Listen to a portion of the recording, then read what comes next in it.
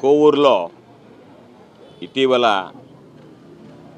గుమ్మళ్ళదెబ్బ కాలనీలో ఒక మైనర్ బాలిక మీద అఘాయిత్యం జరిగింది.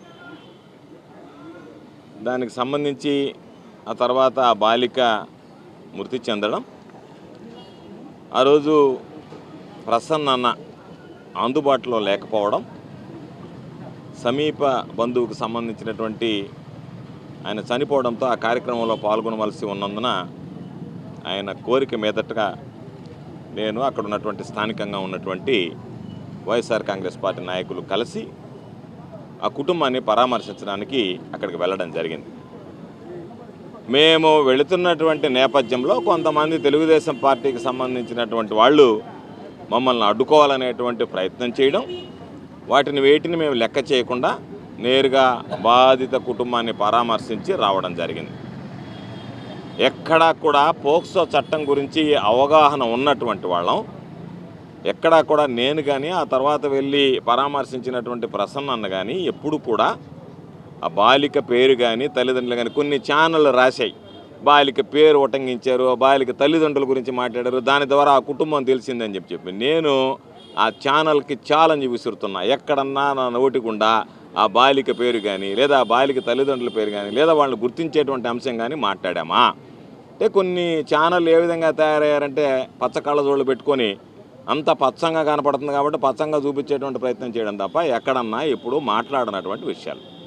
కాబట్టి దాని మీద వెళ్ళాం, వాళ్ళ ఇంటి ముందు మాట్లాడలేదు, ఎక్కడా మాట్లాడలేదు, నేరుగా బయట వచ్చేసాం. అసలు ప్రెస్ మీటే పెట్టలేదు. నేను పోలీసులు కూడా అదే విషయం చెప్పాను, ప్రెస్ మీటే పెట్టలేదు. మీడియా అడిగినటువంటి ప్రశ్నలకు సమాధానం చెప్పాం. ప్రెస్ మీట్కి మీడియా అడిగేదాని వివరణకు కూడా తేడా తెలియకుండా ఈరోజు కొంతమంది మాట్లాడుతున్నారు. మేము ఎక్కడ ప్రెస్ మీట్ పెట్టలేదు. ప్రెస్ మీట్ అంటే నేను పిలిచి మాట్లాడడం. పరామర్శించి వెళ్ళేటప్పుడు అక్కడ ఉన్నటువంటి మీడియా అడిగినటువంటి కొన్ని ప్రశ్నలకి మేము సమాధానం చెప్పడం జరిగింది.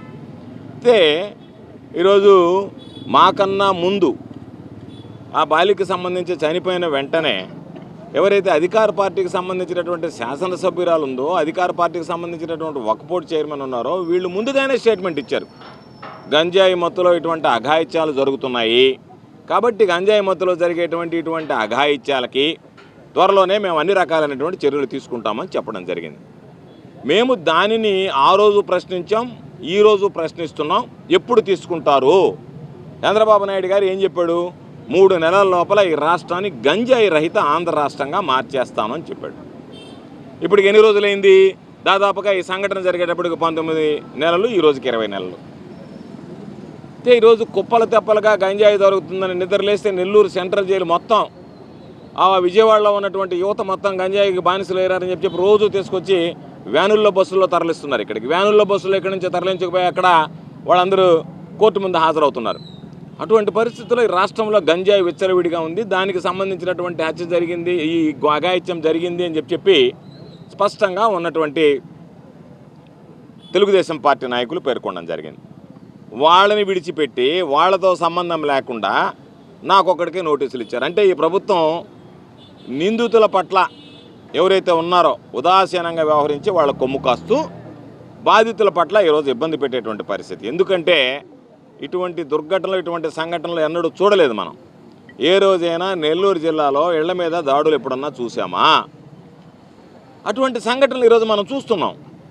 కాబట్టి మేము ఆ రోజు చెప్పాం, దాని మీద నాకు నోటీసులు ఇచ్చి రమ్మన్నారు. ఒకరోజు వస్తామంటే మళ్ళీ వద్దన్నారు, మరలా రెండోసారి నోటీసులు ఇచ్చారు, మళ్ళీ మా దగ్గరికి వచ్చి వివరణ తీసుకుంటామన్నారు, వివరణ తీసుకోలేదు. మరలా మొన్న రమ్మన్నారు 24వ తేదీ జగన్మోహన్ రెడ్డి గారి ప్రోగ్రాం. ఆ రోజు కొన్ని పనులు ఉండడంతో ఈరోజు వస్తామని చెప్పి 27వ తేదీ నేను ప్రసన్న మాతో పాటు మాకు సంబంధించినటువంటి వైఎస్ఆర్ కాంగ్రెస్ పార్టీ నాయకులు కార్యకర్తలు అందరం కలిసి రావడం జరిగింది. విచిత్రం ఏమిటంటే మేము ప్రజల్లో ఉండేటువంటి వాళ్ళం, ప్రజలతో మమేకమై ఉండేటువంటి వాళ్ళం, నిత్యం అధికారం ఉన్నా ప్రతిపక్షంలో ఉన్న ప్రజల పక్షాన ఉండేటువంటి వాళ్ళం నేను కానీ ప్రసన్న అన్న కానీ. ఈరోజు మమ్మల్ని ప్రజల నుంచి వేరు చేయడానికి పోలీసులు ప్రయత్నం చేస్తున్నారు. మీరు ఎవరితో రాకూడదు, ఒంటరిగా రావాలా, మీతో పాటు బళ్ళు రాకూడదు, మీతో పాటు మనుషులు రాకూడదు, ఇక్కడికి మనుషులు రాకూడదు, వస్తే మీరే జవాబుదారి అని చెప్పి. అంటే మేము ఇంకా రాజకీయాల్లో కూడా రేపటి రోజు పోలీసు ఆర్డర్ వేసేటట్టుకుంది మమ్మల్ని మీరు పోటీ చేయడానికి కూడా లేదని, నేను మీరు శాసనసభ్యులుగా కూడా పోటీ చేయడానికి లేదనేటువంటి నోటీసులు కూడా ఇస్తారేమో మాకు అనిపించింది. నేను చూస్తే మీరు జనాల్లోకి పోకూడదు, జనాలతో తిరగకూడదు, జనాలతో మాట్లాడకూడదు, జనాలు మీ దగ్గరికి రాకూడదు, మీతో పాటు జనం రాకూడదు, మీరు జనానికి వేరుగా ఉండాలని చెప్తే రేపు పంచాయతీ ఎలక్షన్లు వస్తున్నాయి, బహుశా అందరికి నోటీసులు ఇస్తారో మీరు పోటీ చేయడానికి లేదు, రేపు మేము ఎమ్మెల్యేలకు కూడా మాకు నోటీసులు ఇస్తారో మీరు పోటీ చేయడానికి లేదని. కాబట్టి ఇంత దురదృష్టమైనటువంటి ఇంత దౌర్భాగ్యమైనటువంటి ప్రభుత్వాన్ని మేము చూడలే. ఈరోజు ప్రతిపక్షాలు ఎవరు మాట్లాడే వాళ్ళు లేరు ఈ జిల్లాలో. నెల్లూరు జిల్లాలో వైఎస్ఆర్ కాంగ్రెస్ పార్టీకి ప్రతిపక్షం ఎవరంటే పోలీసులు ప్రతిపక్షంగా వ్యవహరిస్తున్నారు. టీడీపీ వాళ్ళు వదిలిపోయారు, వాళ్ళు చేతులు ఎత్తేసారు, హ్యాండ్స్ అప్ అన్నారు, వీళ్ళే ప్రతిపక్షం. కాబట్టి ఇటువంటి నేపథ్యంలో ఈరోజు వీటికి భయపడం, నాకు నోటీసులు ఇస్తారు, ప్రసన్న దగ్గరికి పోతే ఆయన ప్రశ్నిస్తారు, లేదు ఇంకొక ఆయన పోతే నోటీసు ఇచ్చినటువంటి దాంట్లో బాధాకరమైనటువంటి విషయం ఏంటంటే పోలీసులు తెలిసి చేస్తున్నారా తెలియక చేస్తున్నారా ఏదో ఒకటి చేసేద్దామని చేస్తున్నారో తెలియదు, కానీ ఆ చట్టం అనేటువంటి దాని మీద కొన్ని నిబంధనలు ఉంటాయి. ఎవరు ఇవ్వాలి, ఒకవేళ ఇవ్వాలి అనుకుంటే బాధిత కుటుంబానికి సంబంధించినటువంటి వాళ్ళు ఇవ్వాలి, దారిని పోయే దాని ఇస్తారా? తెలుగుదేశం పార్టీకి సంబంధించినటువంటి వాడు ఇప్పుడు నేను పోయి ఒక కంప్లైంట్ ఇస్తాను, తీసుకోమనండి డిఎస్పీ గారిని, ఎవరైతే అక్కడ పోయి మాట్లాడారో వాళ్ళ మీద. కాబట్టి ఈరోజు నాకు నోటీసులు ఇచ్చారు, నాతో పాటు నా బిడ్డ పూజితమ్మకి నోటీసులు ఇచ్చారు. అయితే ఆ పాప ఇచ్చినటువంటి సమాధానం నాకు నచ్చింది. ఆ పాప ఏమన్నదంటే పూజితమ్మ సమాధానంలో, ఈ విధంగా మీరు నన్ను అడుగుతున్నారు, నీ దగ్గర ఏదన్నా ఆధారాలు ఉంటే ఇవ్వండి, తదుపరి విచారణకు అని అడుగుతున్నారు.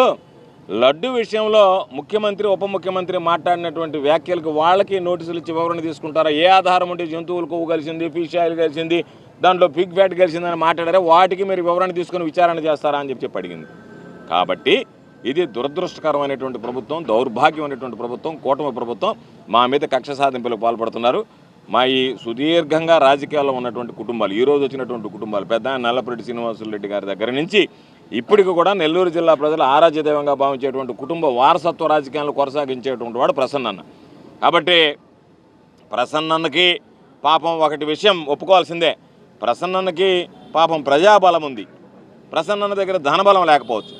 రేపు రాబోయేటువంటి రోజుల్లో కోవూరు నియోజకవర్గంలో మరలా ఆ ప్రజాబలంతోనే ప్రసన్న ఏందనేటువంటిది రాష్ట్రానికి చూపించబోతున్నాడు అనేటువంటి విషయాన్ని గుర్తుంచుకోండి. కాబట్టి మీరేదో అనుకున్నారు కదా, మేమేదో బ్రహ్మాండంగా డబ్బు ఉంది కాబట్టి మేము డబ్బుతో ఏదైనా చేద్దాం కదా అని అనుకోవడం, అందరి మీద కేసులు పెట్టడం, అందరి మీద ఈరోజు ఏముంది నష్టం? ఒక హాఫ్ డే మాకు సంబంధించినటువంటి దాంట్లో మీరు తీసుకెళ్తారు, కూర్చోబెడతారు, అడుగుతారు. అసలు ఏమి ప్రశ్నలు అడగాలో కూడా పాపం తెలియలేదు వాళ్ళకి. మీరు ఏ హోదాలో ఉండారని అడిగారు నన్ను, నేను ఏ హోదాలో ఉండేది వాళ్ళకి తెలియదా? మీ హోదా తగ్గించిన పోక్సో కేసు అంటే ఏంది అని అడిగారు. పోక్సో కేసు అంటే ఏందయ్యా? ఆ మాత్రం తెలియనటువంటి వాడిని, నేను చదువుకున్నటువంటి వాడిని, నేను ఏమన్నా సోమిరెడ్డి లాగా చదువు సంచేయలేను వాడినే ఆయన అనుకుని నన్ను అడుగుతున్నారు మీరు. చెప్పా పోక్సో అంటే prevention of children from sexual offences act అయ్యా అని చెప్పా.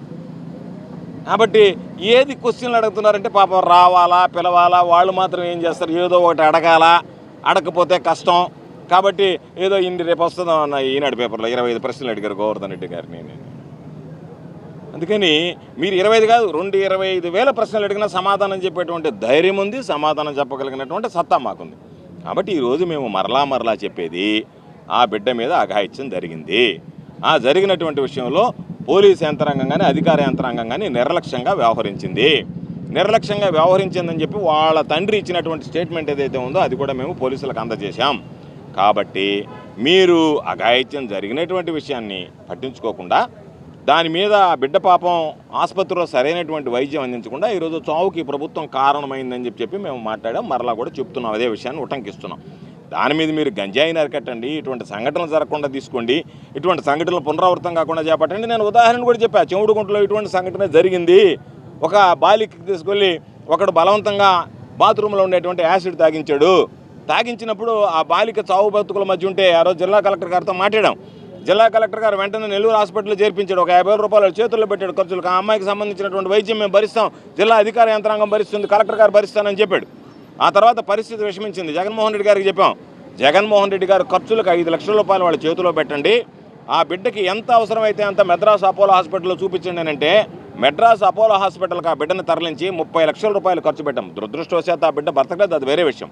30 లక్షలు ఖర్చు పెట్టి మేలైనటువంటి ఆ వ్యవస్థను అందించాం. దాంతోపాటు ఆ బిడ్డ చేతిలో 5 లక్షల రూపాయలు ఆ రోజు సాయంకాలమే ఆ బిడ్డ చేతిలో కలెక్టర్ గారు నేను వెళ్ళి చెక్కు పెట్టడం పడింది ఆ బిడ్డ తల్లి చేతిలో. కాబట్టి ప్రభుత్వం అంటే ఏ విధంగా ఉండాలా, పరిపాలన ఏ విధంగా ఉంది, మీకు చేత కాకపోతే జగన్మోహన్ రెడ్డి గారి పరిపాలన చూసి నేర్చుకోండి, అంతే తప్ప ఈరోజు మేము మాట్లాడితే మాకు నోటీసులు ఇస్తే ఏమి లాభం? జరిగినటువంటి ఆ బిడ్డను ఏమన్నా మీరు తెచ్చేయగలరా? ఆ బిడ్డ చనిపోవడానికి కారణం ఎవరు? ప్రభుత్వం కాదా? అక్కడ ఉన్నటువంటి వాళ్ళని ఎందుకు మీరు ప్రోత్సహిస్తున్నారు? ఈరోజు నేను 3 నెలల లోపల గంజాయి రహిత ఆంధ్ర రాష్ట్రాన్ని చేస్తానన్నారు. ఇంతకుముందు పట్టణాలు మెడ్రాసు, హైదరాబాద్ లాంటి మహానగరాల్లో ఉండేది. హైదరాబాద్ నుంచి చిన్నగా జిల్లా హెడ్ క్వార్టర్స్కి వచ్చింది చంద్రబాబు ముఖ్యమంత్రి కాగానే. ఇప్పుడు చంద్రబాబు నాయుడు 20 నెలల పాలనలో దాన్ని తీసుకొచ్చి గ్రామాలకు పాకించాడు. మండలాలు గ్రామాల స్థాయికి వచ్చేసాయి. కాబట్టి వాటిని నివారించడానికి ఏమైనా చర్యలు తీసుకోవాలి, ఇటువంటివి జరగకుండా ఏ విధంగా ఉండాలనేటువంటి ఆలోచన లేకుండా పాపం పోలీసులు మాత్రం ఏం చేస్తారు, ఈరోజు పాపం వాళ్ళందరికీ అటు డ్యూటీ, నేను వచ్చిన దానికి డ్యూటీ. ఆడెవడన్నది అనుకుంటే వీళ్ళు పోయే పని లేకపోయింది. ఇక్కడ వీడు ఎంతసేపటికి గోవర్ధన్ రెడ్డి, ప్రసన్న కుమార్ రెడ్డితో పాటు ఊరు రాకూడదు, వాళ్ళని నిరోధించాలా, వాళ్ళని కట్టడి చేయాలని చెప్పి 6 మంది సిఐలు, 10 మంది ఎస్ఐలు, 100 మంది పోలీసులు, ఆ మహిళా కానిస్టేబుల్ పాపం ఉండేటువంటి మహిళలందరినీ ఆపడానికే ఈ పనుల్లో ఉంటుంది. మీరు అక్కడ ఏదైనా ఆగాయత్యం జరిగితే పోయే టైం ఏడుంది, పోయడానికి మీకు మెన్న ఏదైనా పెడితే మాకు మెన్ లేదంటే మెన్ ఎట్టుంటుంది, మమ్మల్ని ఇబ్బంది పెట్టడానికి, మమ్మల్ని తీసుకురావడానికి, మా చుట్టూ తిరగడానికి, ఏదన్నా పాపం మేము ఫ్లెక్సీలు కడితే ఇప్పించడానికి, తెలుగుదేశం వాళ్ళు ఫ్లెక్సీలు కట్టకపోతే మీరు దగ్గర ఉండి కట్టించడానికి ఈ పనుల్లో ఉంటుంది. మీరే మీ పని అది అయిపోయింది కదా, శాంతి భద్రతలు అనేటువంటివి పక్కదారి పట్టిపోయాయి. కాబట్టి మేము మీకు ఒకటే చెప్తున్నాం, ప్రసన్న నేను ఏదైనా నిలబడి చెప్తున్నాం, మేము మీరు అనుకుంటున్నట్టుకుండారు ఏదో పాపం నోటీసులు ఇస్తే దాని మీద ఏదో మేము భయపడి దానికి సంబంధించి ఇంక నోరెత్తమో అని చెప్పి మీ ఆలోచన ఉన్నట్టుకుంది. మీ ఆలోచనకు మా సమాధానం, మీరు నోటీసులు ఇచ్చినా ఏమిచ్చినా ఈ ప్రభుత్వం చేసేటువంటి తప్పుల్ని ప్రశ్నిస్తూనే ఉంటాం తప్ప మీరు చెప్పేటువంటి నోటీసులకి గిటీసులకి ఈ ప్రభుత్వానికి మేము భయపడము. కాబట్టి మేము దేనికైనా సరే ఎదుర్కోగలిగేటువంటి వాళ్ళం. మీకు సంబంధించినటువంటి ఈ దేశంలోనే ఎక్కడా లేనటువంటి ఒక అరాచకమైనటువంటి పాలన ఈరోజు రాష్ట్రంలో తయారైంది. ఈ రాష్ట్రంలో ఏం జరిగినా, ఈ జిల్లాలో ఏం జరిగినా మా గణం ఆ బాధిత కుటుంబాల పక్షాన నిరంతరం వినిపిస్తూనే ఉంటామని చెప్పి ఈ సందర్భంగా తెలియజేస్తూ ఈరోజు విచారణకు సంబంధించి మరలా విచారణకు రమ్మన్నా వస్తాం, మరలా విచారణకు సహకరించమన్నా సహకరిస్తాం, ఎన్నిసార్లు రమ్మన్నా వస్తాం, ఎన్ని కేసులు పెట్టుకున్నా ఆ కేసులను ధీటుగా ఎదుర్కొంటాం. న్యాయస్థానాల్లో మమ్మల్ని ఇబ్బంది పెడుతున్నారు, మా వాళ్ళని ఇబ్బందులు పెడుతున్నారు, కింద స్థాయి వాళ్ళని కొడుతున్నారు, స్టేషన్లకు పిలిచి గంటలు కూర్చోబెడుతున్నారు, అనేక రకాలైనటువంటి అవమానాలు పాలు చేస్తున్నారు. ఏటికి భయపడం. నిన్న జగన్మోహన్ రెడ్డి గారు నెల్లూరు పర్యటనకు వస్తే, ఆయన ఏదో ఒక ప్రైవేటు కార్యక్రమానికి వస్తే మేము ఎవరిని పిలవలేదు, ఘనంగా స్వాగతం పలుకుతామని చెప్పిన తప్ప మీరు తరలిరండి అని కూడా మెసేజ్ ఇవ్వలేదు. అయినాడు వేలాది మందిగా తరలి వచ్చి జగన్మోహన్ రెడ్డి గారిని నిన్న రిసీవ్ చేసుకున్నటువంటి విధానం ఈరోజు చూస్తే దాన్ని తట్టుకోలేక కొన్ని పత్రికల్లో జగన్మోహన్ రెడ్డి గారు వస్తే అంతమంది జనం రావాలన్నా అంటే అది వాళ్ళ అభిమానం, నువ్వు నేను చెప్తే ఆగుతారా? ఓ పత్రికలు రాశారు జగన్మోహన్ రెడ్డి గారు ఎప్పుడులాగానే జనం వచ్చేసారని. జగన్మోహన్ రెడ్డి గారు వస్తే జనం వస్తారు, జనం జగన్మోహన్ రెడ్డి గారితో మమేకమై ఉంటారు. జగన్మోహన్ రెడ్డి గారు జనం వస్తే నీకేందబ్బా కడుపుమంట, నాకు అర్థం కాలేదు. అంతలా ఆర్టికల్ రాసి పెట్టినారు. ఆర్టికల్ చదివిన నేను మొత్తం ఆ ఆర్టికల్ అంతా కడుపమంటే ఏంటంటే జగన్మోహన్ రెడ్డి గారు వస్తే జనం వచ్చారని. జనం వచ్చినందువల్ల మీకు నష్టమైంది. అదే గ్రాండ్ ట్రంక్ రోడ్ కాదు అది, కనుపర్తిపాడుకు పోయే రోడ్డు, ఊరు బోర్, అక్కడ జనాలకు ఇబ్బంది లేదు. ఆయన వీలైనంత వరకు త్వరగానే పాపం ఎవరికి ఇబ్బంది ఉండకూడదని పర్యటన ముగించుకొని వెళ్ళిపోయాడు. కాబట్టి జనంతో మమేకమైనటువంటి వాళ్ళం, అధికారంలో ఉన్నా ప్రతిపక్షంలో ఉన్నా నిత్యం ప్రజల పక్షాన నిలబడి మాట్లాడేటువంటి వాళ్ళం. తప్పనిసరిగా అదే పంతాన్ని కొనసాగిస్తాం తప్ప ఎక్కడా కూడా రాజీ లేనటువంటి పోరాటం చేస్తాం. ఇటువంటి కేసులకు భయపడం. మరలా చెప్తున్నాం, గుమ్మల దెబ్బ మైనర్ బాలిక విషయంలో ప్రసన్న నాయకత్వంలో, ప్రసన్న ఆధ్వర్యంలో ఆ కుటుంబానికి న్యాయం జరిగే వరకు కూడా వైఎస్ఆర్ కాంగ్రెస్ పార్టీ పోరాటాన్ని కొనసాగిస్తుందని ఈ సందర్భంగా తెలియజేస్తాం.